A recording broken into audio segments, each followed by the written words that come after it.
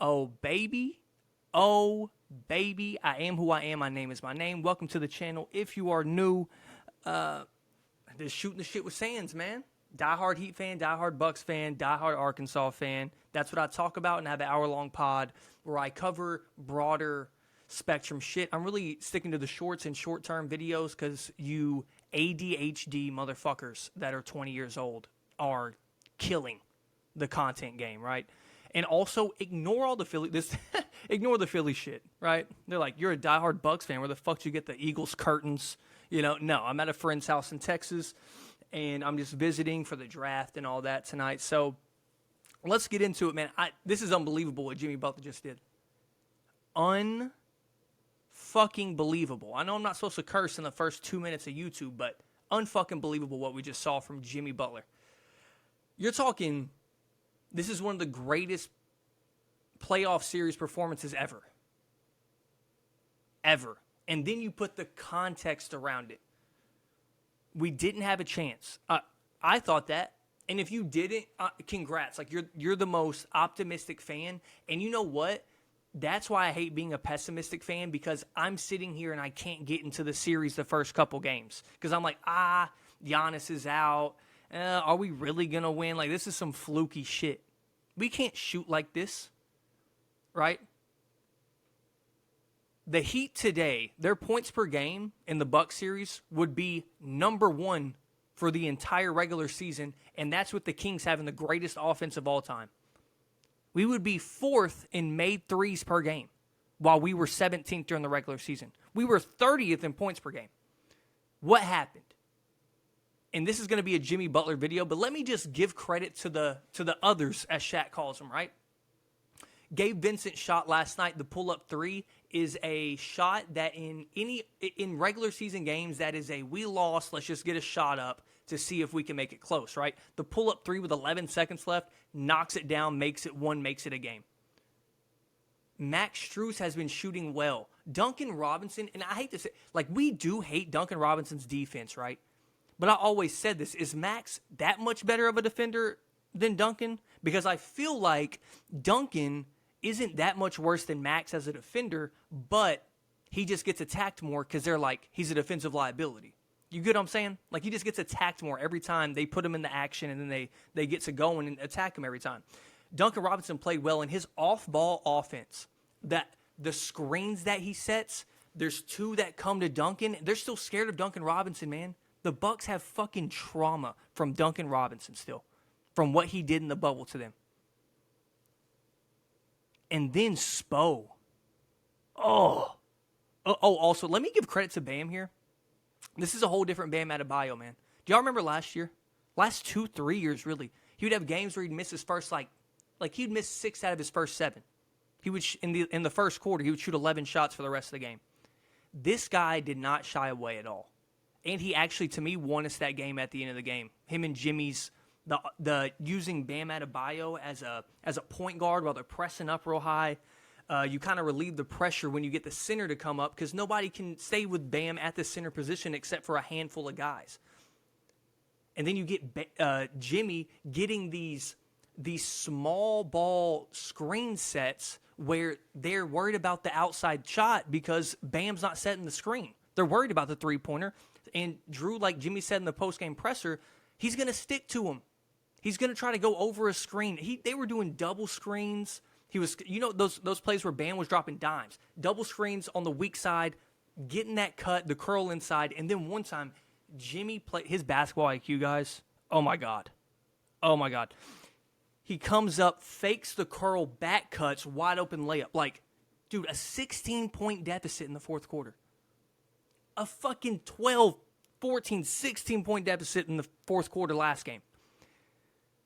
This shit is incredible. And Bam ends with a triple-double after fouling out. I really thought that was going to impact the game a lot, and it did. In his defense on Giannis, he had 37 and 20, 38 and 20, whatever it was. He played amazing. Bam was locking his shit up when he was one-on-one in the fourth quarter. 1 of 9, 1 of 11 in the fourth in OT, Giannis was. And that's without Bam. Jeez, man. And when Bam went out in the last minute of the game? Last 2, something like that.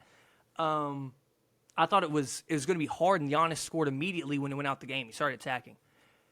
But Jimmy Butler and Spo really, in the last play by Jimmy, I'm sorry, I'm just like rambling. I'm sorry. This isn't a structured video at all. I'm just coming in here reacting because I got to get this out.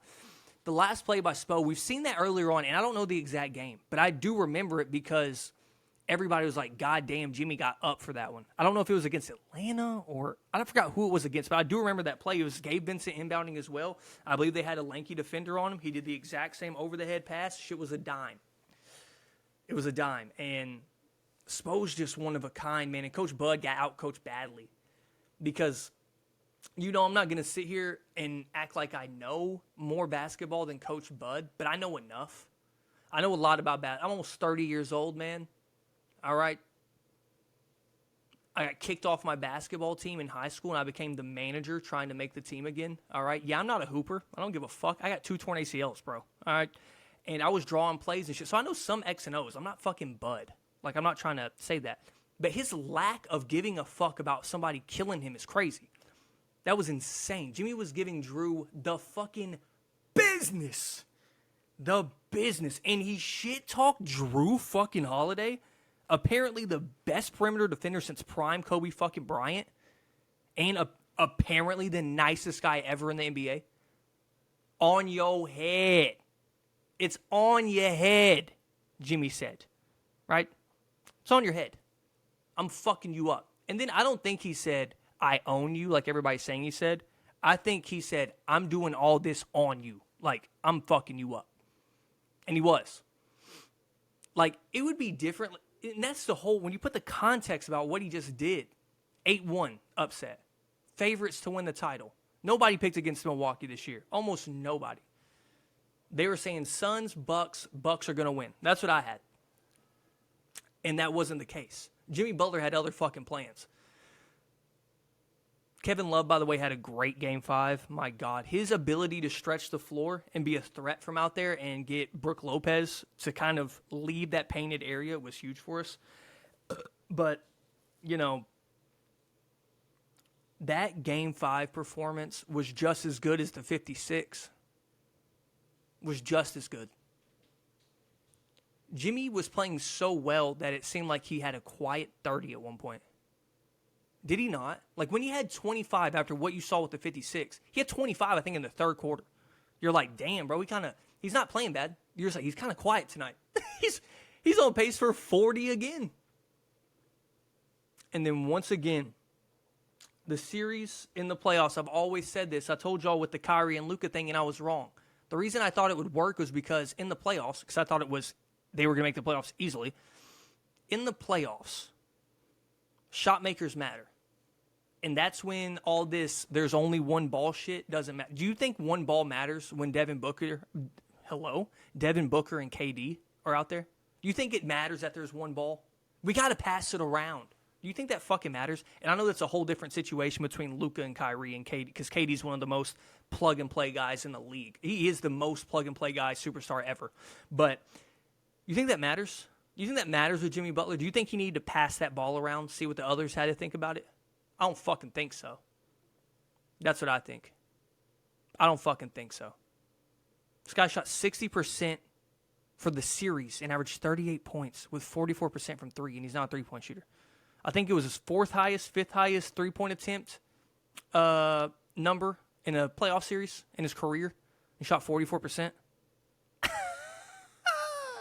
Give me a fucking break. Stop, man. And I want to apologize to Heat fans who believed we could win. I didn't think we had a fucking shot, and I didn't get in the series, and I'm pissed about that, right?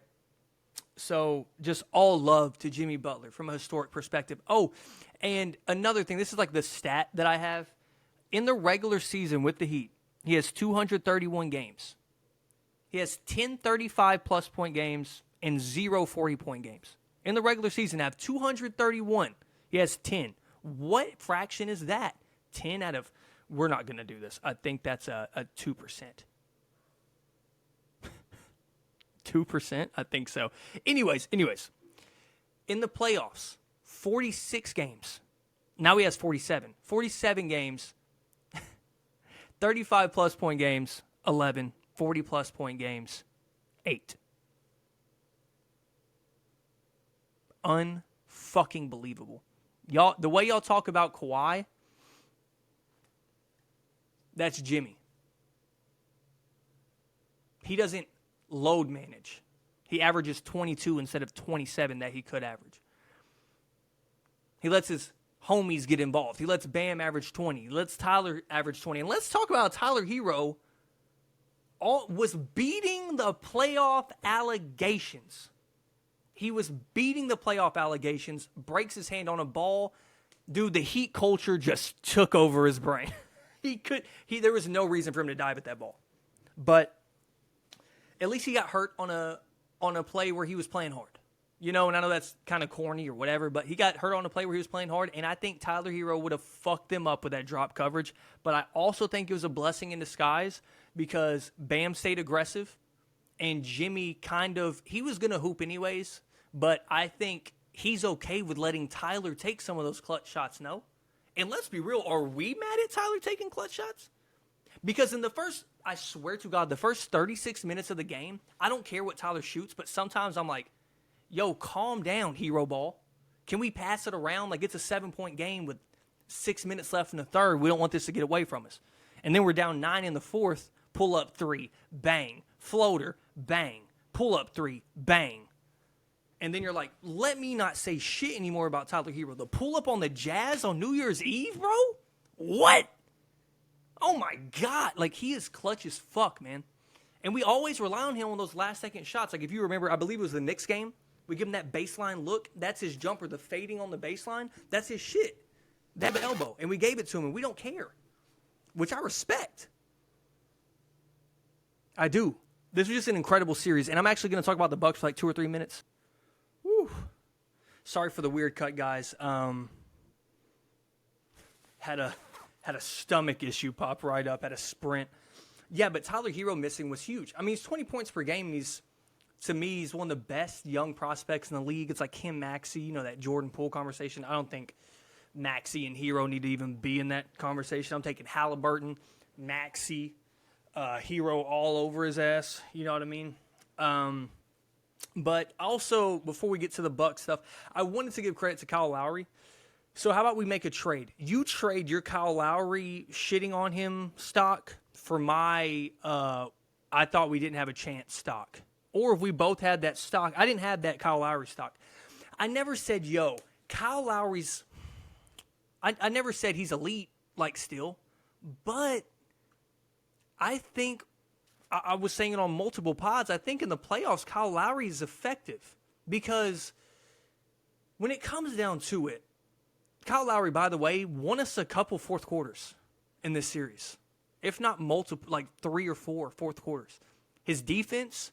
and his basketball IQ, and he all of a sudden got a jump shot, and he's more confident. And that's what I wanted to say. Like, teams, I really do think the Heat and the Warriors are similar. Yes, they're a dynasty or whatever you want to call them. What I mean by that is when the playoffs happen, it is though they get more confident, more swagger. You get what I mean? Like, when I was like, you know what? The only way we win this series is if we hit threes. And that's the fucking tell of the tape for the whole season. Can you hit three-pointers, Miami? Please. We were just number 2, I believe, in three-point percentage. Number 3, something like that. 3, 4 last year. And this year we plummet. We're still top of the food chain in attempts, but we are, god damn, we're at the bottom of the league in percentage. And then all of a sudden against the Bucks, fireworks. Killing them. So I want to give credit to Kyle Lowry because I always thought, you know, he's playing bad. He was playing terribly. I thought he had a lot of personal issues going on the last 2 seasons, and I always said when we gave Kyle Lowry that deal, yo,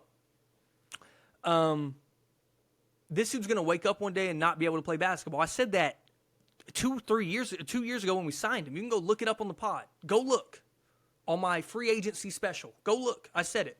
He's going to wake up one day and not know how to play basketball. But if you remember, Kyle Lowry was the reason we made that Eastern Conference Finals run, man. People forget that. Why did we get swept against the Bucks? We played horrible. Jimmy played horrible. The Bryn Forbes series, all that. Jimmy was our point guard. We didn't have a fucking real point guard on the roster. With Goran Dragic going through all his injuries, we didn't have a point guard. We didn't. So, he was a big piece in this. He really was, man. What I say, he's a big piece in this, man. Really love him. Okay, to the Bucks for like 2 or 3 minutes. I know this has kind of gone longer than I thought. I just had to like say all this shit, blah, blah, blah, just word vomit. We're looking at what Jimmy did, and I'll say it again. I tweeted this after Game 4. I'll post a tweet right here. This is some Luka taking the Suns' soul shit. What Jimmy did with the 56. Took his soul. Took their souls. He did. That is a team reconstruction that's going to happen this offseason. You look at their average ages. Let me go look it up real quick. Okay, so let's look at what Jimmy did to this roster and how they took their souls. I had to look up their ages. So, Brook Lopez is 35. Goran Dragic didn't get a lot of minutes, 37. Didn't get a lot of minutes. I mean, in a Bucks uniform, he's not going to fucking play against the Heat. 37. Drew Holiday, 33. Wesley Matthews, 37. Chris Middleton, 32. And he's going to be 33 before the next season starts. Jay Crowder, 33. Giannis Antetokounmpo, 29. That's one guy under 30. I'm not going to talk about Myers Leonard. Joe Ingles. Holy shit. He's fucking 36. Bobby Portis, my age, 28. Pat Connaughton, my brother's age. He's still 30. Javon Carter, 28. Grayson Allen, 28. I didn't see Javon Carter out there. So we have 3 people under 30 that got a lot of minutes. And I'm not saying 30 is the cutoff. But I'm saying, how do you expect to beat a lot of these teams in the NBA playoffs if you don't have some youthful talent around Giannis? Because when you start looking in the offseason, Chris Middleton's got a decision to make. Brook Lopez got a decision to make. Like, this is a whole roster reconstruction to me. A lot of old guys, a lot of dudes that can't play make for themselves. I mean, what is Grayson Allen going to do? He can shoot, right? Bobby Portis is a fucking... I'm an Arkansas fan, so he's a god. But he was talking a lot of shit. I thought UD set the tone with that shit talk. I think that was a little underrated part of the game. Joe Ingles can't move. Jay Crowder can't move anymore. Chris Middleton looked amazing in a couple games, but that's what you get from Chris Middleton. And once again, he's come off injuries, and he's a free agent. Wesley Matthews is close to retirement. Drew Holiday is 33, about to be 34 next season after the finals are over. And then Brook Lopez, once again, by next offseason, he's going to be fucking, well, I'm lying. He just turned 35 this month. But still, you're looking at one of the older rosters in the NBA. They have no young talent. So this is going to be a trade fest. I could totally see them sign and trade with Chris Middleton or Drew Holiday getting traded, Brook Lopez sign and trade. I could totally see that. I really could, man. I could see that shit. And I think Coach Bud might be gone. I know that's hard to say because, you know, the championship and Chris Middleton getting hurt last year was kind of his saving grace to me because it's the same thing every year. Coach Bud's going to let you shoot threes. Can you make them? The Heat did. Everybody's favorite word in basketball now, drop coverage, right? They play drop to a whole new level. Like Bam is catching at the free throw line and fucking Brook Lopez is in the restricted area. That's not drop coverage. That's just like sagging into the paint, you know? But yeah, that's about it for the Bucks. I mean, they're fucking dead. Fuck them. I really don't care. To me, they came into this series like everybody else, like they were a fan of basketball. They ain't got a chance. You can't do that. Mostly when 22 is wearing the jersey. And I want to apologize to Jimmy Butler. I swear to God, I'm actually apologizing. I apologize for underestimating you, bro. That shit was fucking unbelievable. Can't believe. And I really didn't underestimate him. Underestimated his fucking crew. And that's even worse probably because they were hooping. So that's what I got to say. Jimmy Butler's incredible. I cannot wait for the Knicks series, and I'll make a video on that pretty soon, and I'll drop a full pod about playoff recaps and all that. So that's all I got to say today, but thank you guys for listening. I love you all, no matter if it's 2 people, 3 people, 3 million people. I love you all. God bless. I'm not religious. Yeah, just subscribe, like, comment. I love you all. Deuce!